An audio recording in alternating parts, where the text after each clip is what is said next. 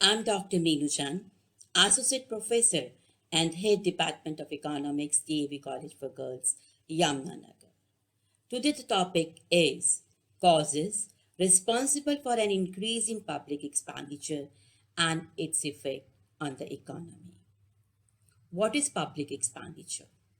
Public expenditure is the expenditure made by the government at any level, central level पर, state level पर या local level पर जब सरकार के द्वारा खर्च किया जाता है तो उसे पब्लिक एक्सपेंडिचर कहा जाता है. Public expenditure should be more और लेस. पब्लिक एक्सपेंडिचर अधिक होना चाहिए या कम होना चाहिए. क्लासिकल इकोनॉमिस्ट पब्लिक एक्सपेंडिचर को अनप्रोडक्टिव कंसिडर करते थे. उनके अनुसार public expenditure should be minimum. सबसे कम होना चाहिए था. जितना कम होगा पब्लिक एक्सपेंडिचर उतना ही अच्छा होगा. वो लेसे फेयर इकोनॉमी के फेवर में थे. तो classical economist considered public expenditure as unproductive. उनके अकॉर्डिंगली ये सबसे कम होना चाहिए. बट जब ग्रेट डिप्रेशन आया, ऐसे में इकोनॉमिक एक्टिविटीज़ में सरकार को इंटरफेयर करना चाहिए, पार्टिसिपेट करना चाहिए. इसकी नीड को रिकग्नाइज किया गया और पब्लिक एक्सपेंडिचर की इम्पोर्टेंस को भी रिकग्नाइज किया गया. The world wide separate depression of 1930s proved the need for the government to interfere and participate in economic activities and thereby the importance of public expenditure. आजकल सभी सरकारें welfare states हैं और सभी इकोनॉमीज में public expenditure एक important role जो है वो प्ले करता है. तो आजकल ये देखना बहुत ज़रूरी है कि पब्लिक एक्सपेंडिचर में इतनी वृद्धि क्यों हुई है और पब्लिक एक्सपेंडिचर का इकोनॉमी पर क्या इम्पैक्ट है. It is important, therefore, to examine what are the causes responsible for an increase in public expenditure, how public expenditure affects the economy in various ways, and secure social welfare. बहुत सारे factors हैं, responsible हैं जिसके कारण से public expenditure increase हुआ है. Number 1, Wagner law, Peacock and Weizmann hypothesis, growing population, defense expenditure, inflation, administrative expenses, provision of welfare activities, global factors, economic development, urbanization, rural development, research and development, social and economic overheads, development of agriculture, industry, and backward areas. Now we will explain first factor. First factor is Wagner law. Professor Wagner कहते हैं कि there exists a functional relationship of cause and effect between increase in government expenditure and growth of the economy. और ये relationship कैसा है? Positive and direct relationship है कि जितना ज़्यादा सरकारी खर्च होगा उतना ही इकोनॉमी जो है वो ग्रो करती है. जो प्रोग्रेसिव सोसाइटीज़ होती हैं उसमें प्लानिंग के कारण से, मॉडर्नाइजेशन के कारण से, हायर सोशल ग्रोथ के कारण से, डिमांड के कारण से, इकोनॉमिक डेवलपमेंट के कारण से वहाँ पर एक्सटेंसिव और इंटेंसिव एक्टिविटीज़ में इंक्रीज होता है और नए फंक्शंस किए जाते हैं या फिर जो ऑलरेडी फंक्शंस किए जा रहे थे उनको एफिशिएंटली किया जाता है. तो मोर फंक्शंस का मतलब है automatically there will be more public expenditure. तो ऐसा करने पर इकोनॉमी में क्या होती है? ग्रोथ होती है. आपको डायग्राम में क्लियर हो जाएगा कि जितना पब्लिक एक्सपेंडिचर किया जा रहा है उतना ही इकोनॉमी में इनकम बढ़ रही है. More activities and functions leads to more public expenditure and it leads to more economic growth. Now, second factor is Wiseman Peacock hypothesis. Professor Wagner ने तो कहा कि जब पब्लिक एक्सपेंडिचर बढ़ता है तो इकोनॉमिक ग्रोथ जो है वो स्मूथ होती है। बट पीकॉक वाइसमैन ने कहा कि ऑफ कोर्स जब पब्लिक एक्सपेंडिचर बढ़ता है तो इकोनॉमिक ग्रोथ होती है, but it is in jumps and jerks, step like manners में होता है, स्मूथ प्रोसेस नहीं होती। जब इकोनॉमिक एक्टिविटीज होती हैं, पब्लिक एक्सपेंडिचर बढ़ता है, इकोनॉमिक ग्रोथ होती है, तो इकोनॉमी में 3 टाइप्स ऑफ चेंजेस वहाँ पर होते हैं। Number 1 is displacement effect, number 2 is inspection effect, and number 3 is concentration effect. Now, we will explain first change, that is the displacement effect. Economy में कुछ सोशल डिस्टर्बेंसेस होंगी, like war, natural calamities, political instabilities, pandemic, जिसके कारण से सरकार को पहले से अधिक खर्च करना होगा। Displacement effect is the increasing of public expenditure due to social disturbances. कुछ डिस्टर्बेंस होगी जिसके कारण से सरकार पहले से अधिक खर्च करेगी। In such cases, government requires huge public expenditure to restructure the economy. So economy जो है ऑलरेडी जहाँ पे खर्च कर रही थी, इकोनॉमी वहाँ से डिस्प्लेस हो जाती है, इकोनॉमी पहले से ज़्यादा खर्च करती है। Economy will change its current position in public finance. खर्च भी पहले से अधिक करेगी और उसके अकॉर्डिंगली रेवेन्यू में भी चेंज होगा। तो सेकेंड इफेक्ट, सरकार पहले से अधिक खर्च कर रही है, तो उस खर्च को करने के लिए सरकार को अधिक आय की भी जरूरत पड़ती है। अब इकोनॉमी में क्या होगा, न्यू एक्सपेंडिचर है और न्यू ही रेवेन्यू लेवल है। तो पहले जितना खर्च होता था या पहले जितनी आय थी सरकार की, अब वो नया संतुलन बन जाता है, नया खर्च होता है और उसके अकॉर्डिंगली नए सोर्सेस ऑफ रेवेन्यू इकोनॉमी में पाए जाते हैं। इकोनॉमी को इंस्पेक्ट किया जाता है, बट लोग जो हैं वो हैबिचुअल हो जाते हैं नए खर्च के साथ में और नए टैक्सेस के साथ में। Economy will follow a new equilibrium level. लोग अब वापस पुराने स्तर पर नहीं जाना चाहते।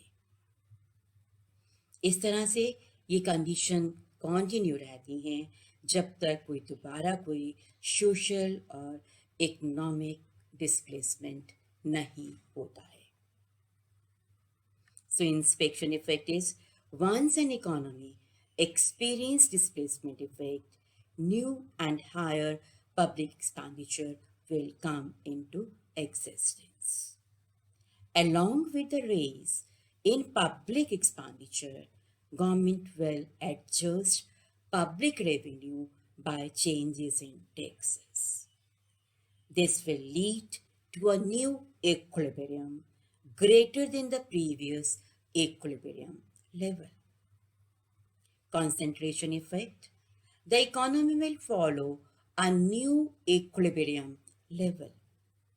After some time, the new tax rates and tax structure may remain the same as people get used to them. Therefore, the increase in revenue results in rise in government expenditure. This condition will follow until a new social and economical displacement arises. आप इसको diagram में देख सकते हो, जो changes हैं jumps and jerks में हैं।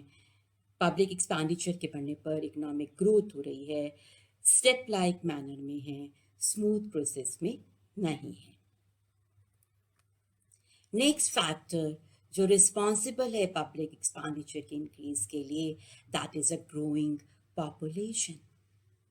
जब जनसंख्या अधिक होती है तो सरकार को बेसिक फैसिलिटीज प्रोवाइड करनी पड़ती हैं, drinking water, housing, health, education, and government has to spend more.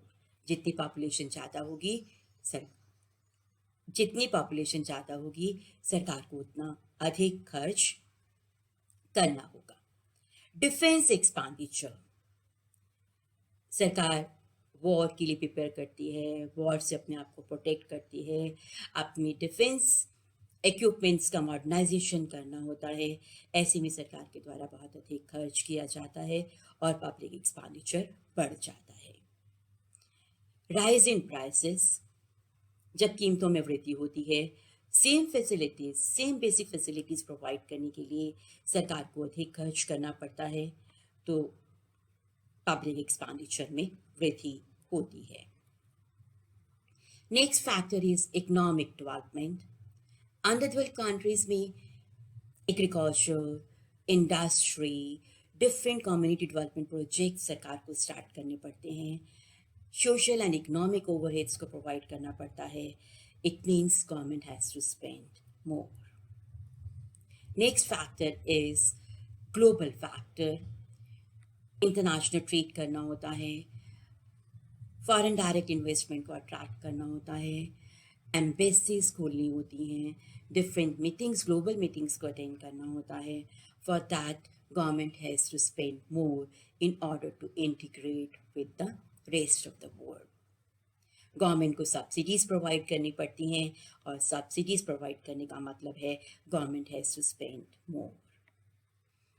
Government की इनकम और एक्सपेंडिचर के बीच में गैप रहता है। For that government has to take loans और उन लोन्स पर इंटरेस्ट पेमेंट करनी पड़ती है। It means government has to spend more. Interest payment के रूप में सरकार को अधिक खर्च करना होता है।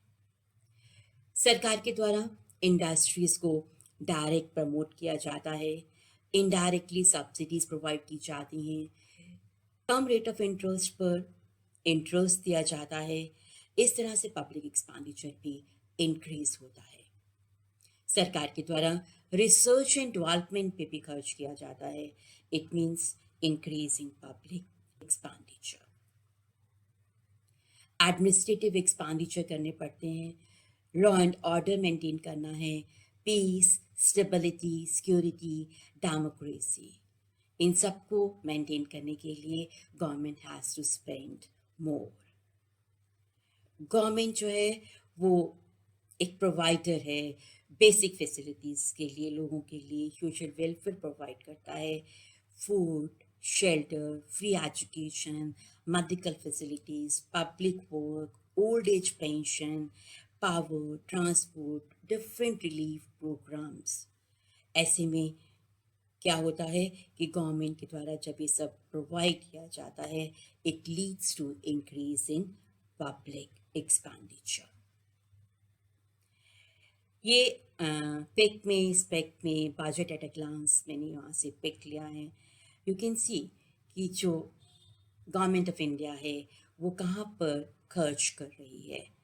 सब्सिडीज़ पर, इंटरेस्ट पर, डिफेंस पर, रूरल डेवलपमेंट पर, ट्रांसपोर्ट पर, एजुकेशन पर, सोशल वेलफेयर पर, डेवलपमेंट, कुछ एरियाज़ के डेवलपमेंट पे, अर्बन डेवलपमेंट पे, आईटी पर, अर्बनाइजेशन पर, क्योंकि होम अफेयर्स पर, एनर्जीज पे, ये डिफरेंट आइटम्स हैं जिन पर सरकार के द्वारा खर्च किया जाता है।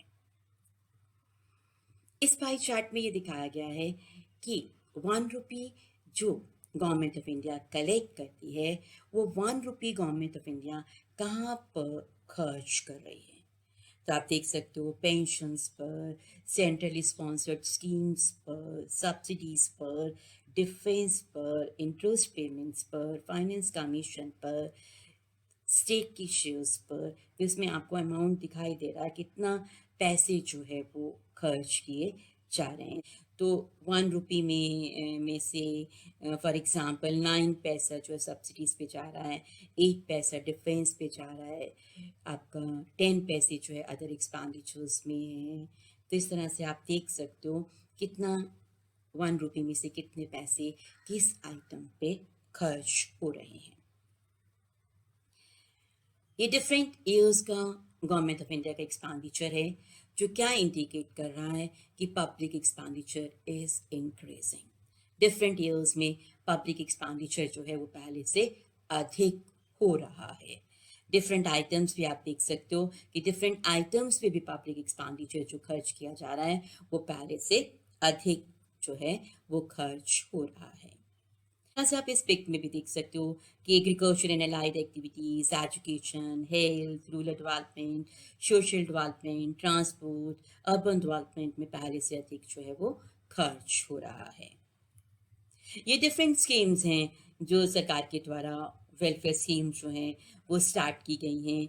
तो आप देख सकते हो इसमें लगभग मैंने पिक्स की हैं, कैप्चर की हैं। तो लगभग 125 स्कीम्स हैं जिस पे सरकार के द्वारा जो है वो खर्च किया जा सकता है। तो आप कह सकते हो कि गवर्नमेंट ऑफ इंडिया जो है एक वेलफेयर स्टेट है। आपको इसमें दिखाई देगा Mahatma Gandhi National Rural Employment Guarantee Scheme दिखाई दे रहा है आपको। इसमें आप ग्रीन रेवोल्यूशन आप देख सकते हो, रूरल ड्रिंकिंग वाटर मिशन देख सकते हो, जल जीवन मिशन इसमें आपको दिख रहा है, नेशनल हेल्थ मिशन दिख रहा है।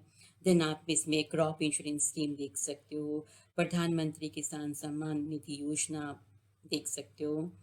नेक्स्ट में आप सब्सिडीज से इसमें देख सकते हो कि सब्सिडीज आपको इसमें सरकार के द्वारा जो है वो दी जा रही है। नेक्स्ट इसमें आप देख सकते हो शुगर के लिए सब्सिडीज़ जो हैं वो प्रोवाइड की जा रही हैं। फूड सब्सिडीज़ वाली स्कीम आप इसमें देख सकते हो। इसमें भी आप देखो कितनी स्कीम्स आपको दिखाई दे रही। आप रिवर्स के लिए स्कीम्स देख सकते हो। आप दीनदयाल उपाध्याय ग्राम ज्योति योजना आपको दिखाई दे रही है इसमें। So there are so many schemes more effects of public expenditure on the economy. Effects of public expenditure, किसी भी इकोनॉमी में पब्लिक एक्सपेंडिचर कब किया जाता है तो it has impact on production, consumption, economic stability, economic development, and distribution. Now we will explain number one, that is the effect of public expenditure on production. Production पर 3 तरह का effect होता है। Production and employment in a country depend upon 3 factors. जब public expenditure किया जाता है तो ability to work, save and invest बढ़ती है या कम होती है, willingness to work, save and invest, and third is productive utilisation of resources. Now we will explain first factor, that is ability to work, save and invest. जब भी public expenditure किया जाता है, ability to work, save and invest it increases. क्योंकि जब भी public expenditure अगर productive public expenditure किया जा रहा है, it will lead to more employment opportunities. Community की, सोसाइटी की प्रोडक्टिव कैपेसिटी इंक्रीज होती है पब्लिक एक्सपेंडिचर से।